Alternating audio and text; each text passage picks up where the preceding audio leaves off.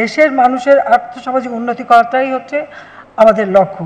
Jail, জুলুম, অত্যাচার সবই সহ্য করেছি, এমনকি বিদেশে গেছিলাম, দেশেও আসতে দেবে না, সে বাধাও পেয়েছিলাম, মার্ডার কেসও দিয়েছিল আমার বিরুদ্ধে।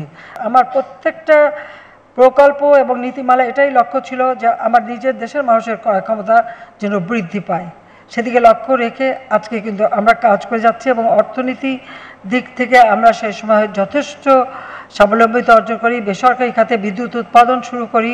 বিদ্যুৎ উৎপাদন আমি পেয়েছিলাম 1600 মেগাওয়াট 96 সালে, 40 লক্ষ মেট্রিক টন খাদ্য ঘাটতি, রিজার্ভ মাত্র $250 মিলিয়ন মতো ছিল, বলতে গেলে কিছুই না। সেই অবস্থায় যখন আমরা যাত্রা শুরু করি, ব্যাংক, বিমা সব কিছু আমি বেসরকারি খাতে করে দিই। যখন আমরা এটা বেসরকারি খাতে করছি, অনেক সংস্থা, অনেক আন্তর্জাতিক সংস্থা, আর বিশেষ করে যে পদ্মা সেতু টাকা যে বন্ধ করেছিল তাদেরই বড়ই ছিল, সে বলতো এগুলি বেসরকারি খাতে দিয়ে কী হবে, আর এত ব্যাংক দিয়ে কি হবে, আপনাদের অর্থনীতি তো এতটুকু অর্থনীতি, তো এতগুলি দিয়ে কি হবে। আমার কথা ছিল আমাদের অর্থনীতি কি সবসময় এতটুকুই থাকবে, এটা কি কখনো বাড়বে না? এটা বাড়ার জন্যই তো আমরা ব্যবস্থা নিচ্ছি, আমরা সেটাই চাই যে সেটা বৃদ্ধি পায়।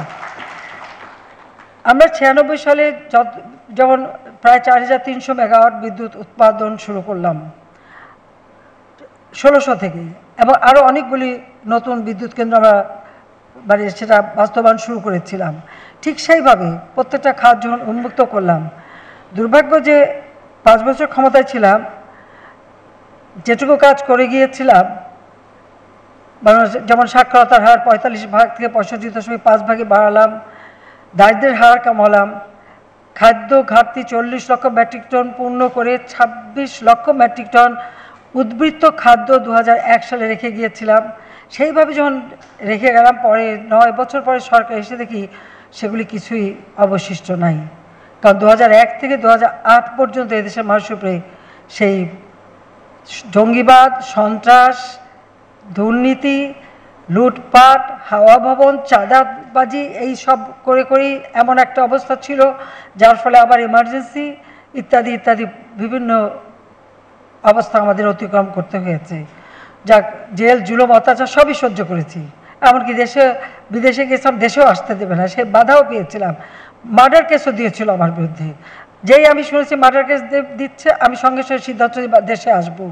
যখন আমি আসতে গেছি তখন আমাকে বাধা দেওয়া হলো, সমস্ত এয়ারলাইন্সকে বলা হলো যে আমাকে যদি প্লেনে সিট দেয় সেই প্লেন ঢাকা এয়ারপোর্টে নামতে পারবে না। আমি বসে থাকিনি, আমি লড়াই করছি বিদেশে বসেই, এবং জোর করে একরকম ফিরে এসেছি, যেমন 81 সালে ফিরে এসেছিলাম। তো আমার কথা এটাই যে দেশের মানুষের আর্থসামাজিক উন্নতি করাটাই হচ্ছে আমাদের লক্ষ্য।